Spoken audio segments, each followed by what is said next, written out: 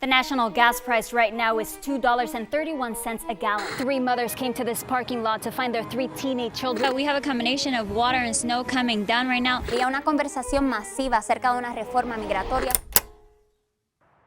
I worked for corporate media for 8 years. I was on TV every day reporting the local news. I did it first in Spanish. La policía dice que en su intento por escapar, el hombre corrió su bicicleta. Then in English. The police say 5 people were shot, 4 men and 1 woman. I moved up from being a local reporter in a small city Dan and Kiba, today we're learning the identity of the victim to bigger markets until I got a national gig.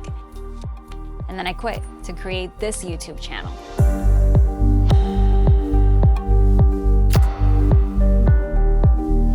And it was the best decision I've made. Not because it has been easy, my God, it has not. I now work harder than I ever did when I was a TV reporter. But I am the happiest and most satisfied I've ever been with my work. And today, I want to tell you the story of why I left corporate media to become an independent journalist. Spoiler. One of the reasons I left corporate media was bias. And listen, we all have biases, and that is reflected in the information we share and consume. But I think it's important to constantly ask ourselves, what am I missing here? And the sponsor of today's video is a tool that helps you with that. Because let's say you're interested in a particular news story, but you're afraid it's being presented to you through a partisan lens. Well, thanks to Ground News, you can see articles from around the world in one place, so you can compare how different outlets cover the same story. They tell you if an outlet leans left, right, or center, how reliable they are, and who owns them. For example, remember when a comedian at a Trump rally called Puerto Rico an island of garbage?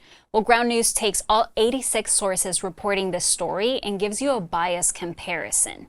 In this case, left-leaning outlets tended to put emphasis on the derogatory nature of the comments and severe backlash, while right-leaning outlets adopted a more restrained tone and described the comedian's remarks as inconsistent with GOP values. And that's if they covered it at all, because the left was all over this story, but outlets on the right not so much. So my favorite tool from Ground News is the blind spot feed. It allows you to see what stories each side is ignoring. That's why I think what Ground News offers is so valuable and why I'm grateful that they're our first sponsor on YouTube. And they're giving my viewers 50% off their Vantage plan for a limited time. So check out the link in the description to subscribe or visit groundnews.com/Bianca. Now back to the video. In college, I fell in love with journalism and the craft of storytelling. Everything from going out to interview people to shooting compelling video and editing it together to tell a story. In this competitive job market, everyone's trying to stand out. By the time I was a senior, I couldn't wait to be a local reporter, so I applied and got hired. My first 2 jobs were for Univision affiliates. Then I got hired by stations affiliated to ABC, CBS, and I eventually worked for NBC, so I tried it all. And the longest I lasted at any of these jobs was 2 years because I kept running into the same frustrations. For example, I did not like the stories I was assigned to cover. A lot of times I felt like I was reporting on non-stories, like I was either talking about things that, in my opinion, didn't matter, or I wasn't adding anything to the conversation. And I have many examples of this, like the time that I was sent to a local fair to show how fun it was. So there I went to taste beer, go down the slide, and ride the mechanical bull on camera. I learned I don't have a future in bull riding. At the time, I was still paying my student loans because my education was so expensive. But there I was on TV, riding the mechanical bull. And I'm not a Grinch, so I'm not saying there's anything wrong with having a little fun on camera. But it was frustrating when I had to do that instead of working on stories that I thought really mattered. And sometimes I did cover stories I thought were important, but we often reported them in a way that didn't provide value to the viewers. I have this memory of standing outside a supermarket in Palm Springs, asking people what they thought about there possibly being mercury in the tuna they may or may not have bought. As expected, most people didn't want to comment on something they didn't know much, if anything, about. The irony was that I had no idea what I was talking about either. This was a one-day turnaround, meaning they gave me the assignment in the morning and I had to be out the door and then come back and finish the story by the afternoon. There was no time to read the report, analyze it, and talk to experts to try to understand it and bring it home for people. Instead, my time was consumed trying to get what we called man on the street interviews. I dreaded this kind of assignment because it meant spending hours trying to convince people to talk to me on camera under the scorching hot sun of the desert, no less. And the value this kind of story provided our audience was no more than what you get today when you scroll social media and come across a post that says, report, high levels of mercury found in tuna, and then going into the comments and reading people's reactions of, this is really concerning, or I don't care, I'm still going to eat tuna. So I started realizing that many times we were just trying to fill airtime. This went on to happen to me many times at several different jobs. I was assigned to cover fires to just describe the scene around me and repeat numbers the authorities told me. I was sent on 2-hour drives just to stand in the snow and tell people it was snowing. You know what that felt like? Have you seen that Family Guy character who's a reporter and gives one-sentence reports? Let's go live to Ollie Williams with the Black U Weather Report. Ollie? It's raining sideways! Sounds rough, Ollie. Because there were so many times that my entire story could have been summarized in one sentence, but I was told to stretch. We even had this sign for it, to fill time. And the reason I'm telling you about it now is because this still happens. If you watch TV news today, you'll see what I'm talking about. And I think viewers can pick up on this. There's no surprise that in the last few years, we've seen declining audiences for traditional news media in the US. And I'm not saying that what I just described was all of my work in local news. I did other stories I was proud of. But this happened often enough that it was one of the reasons I wanted to quit. And again, what was so frustrating is that I was pitching other stories that I actually wanted to report on, topics that I was curious about and where I thought I could provide context and depth. And a lot of times I was told no. Either my bosses thought our audience didn't care about those topics. That happened a lot when the topics had to do with what they called minorities, or that I was proposing something that was too complex and it would take me too long to do just one story when I could be doing many.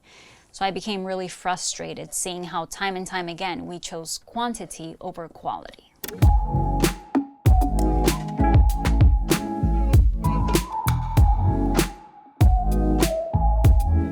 Now I work on stories that take me months to produce because it is delicate work to do research based on primary sources, to fact check everything to make sure you can back up your claims and either reveal something new to your audience or break down information that's useful for how they see and understand the world. That to me is quality, and that's the luxury I have now that I work independently. I also care about the visual quality of the work. I had long been wanting to do content that was visually compelling, with beautiful shots and graphics that broke down the information. And I couldn't understand why at the stations where I worked, we couldn't make the best use of the resources available to us to make that the norm, not the exception. The other thing I cared about was online reach, because after working so hard on a story, you want people to see it. And I know you can't control the algorithm, but there are ways to maximize your reach. And I was always paying attention to what worked online and bringing it back to my bosses, excited, thinking we could try something new and find an audience. But to my disappointment, they would not listen, and I didn't have control over how my stories got posted. So I had to go independent for me to start getting the reach I get today. I never got that when I worked at these big news brand stations. Another reason why I quit? Bias. And I don't mean they were all biased and I wasn't, so I left. I mean, we were not honest about our biases. I don't think there's such a thing as being objective in news. From the moment you pick what topics you want to cover, your bias is at play. You're deciding what's important enough to tell people about, and that's filtered through your particular lens. Then you decide what details to include and how to frame them. You're making a lot of decisions along the way, and those are subjective. So I think we do a disservice to our audience by pretending to be objective, because what I saw is that in corporate news, being objective often meant aligning with the establishment, with corporate interests, and with a Western perspective of the world. I was told, for example, that saying Puerto Rico is a colony is biased. And my argument is that not calling Puerto Rico a colony is also biased. It's just a different kind of bias. When I say Puerto Rico is a colony, I'm taking a stance. But I provide evidence that backs up that claim. And I share that evidence with my audience so they can make up their mind on the topic. So my commitment to you is not to pretend to be objective. It is to be fair, to not ignore relevant information just because it doesn't fit the version of the story I want to tell. And I'm not always going to get it right, and I will correct it when I miss. But I think providing you that context is so much more valuable than just giving you a he said, she said story. But in traditional media, I had bosses tell me that I was too close to the story. I think having journalists with diverse lived experiences is an asset, not a liability. And for me, that was true, especially in spaces where I was often the only one who spoke Spanish, who was born and raised in a colony of the US, and from a younger generation.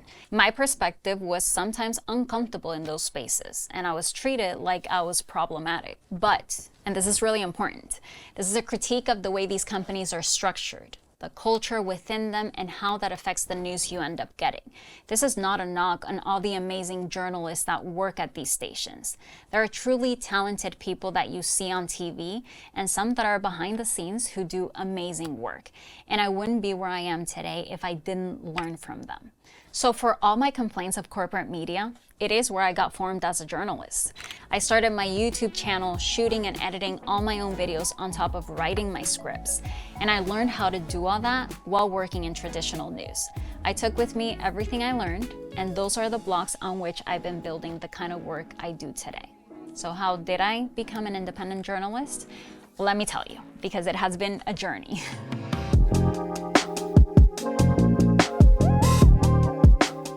I first tried to go independent 8 years ago. My contract at my station was up, and I saw an opportunity to try my luck. But I had no real plan, just a desire to tell stories I cared about. I bought a camera with my savings and started traveling to different places with my friend to cover stories like family separation at the border, protests against a pipeline in North Dakota, and trans issues in California. We posted mostly on Facebook, and our videos were getting millions of views, but they were making us no money. So during the day, I would write scripts and edit, and at night, I was driving for Lyft and teaching English online to kids in China. A crab crawls. Good job, Tina. You get a star. I couldn't really afford rent in California without a stable job, so during this time, I was sleeping in hostels, on my friend's parents' couch, or in my car. And it was getting really difficult. I was racking up credit card debt and had no idea how to live off my independent journalism. So I caved and took another job with corporate media, and then another one. And I kept running into the same issues I described before, while still dreaming about being independent again. So in 2020, I tried again. I quit my job, and this time I moved back home, cut my expenses, and was no longer shy about asking my audience for their support. I opened a Patreon, and that is what has kept me afloat all these years. My supporters make my work possible. And over the years, we have worked on so many stories I love, and there is so much more coming. We're expanding our team, I'm doing brand deals, but only to promote things that align with my values. And next year, it's the first time I'm going to say this publicly, next year we're going to start publishing monthly. This is something I've been wanting for a very long time, and we finally have the structure and support to do it. So expect a lot of videos about interesting and complex issues that make you think and question.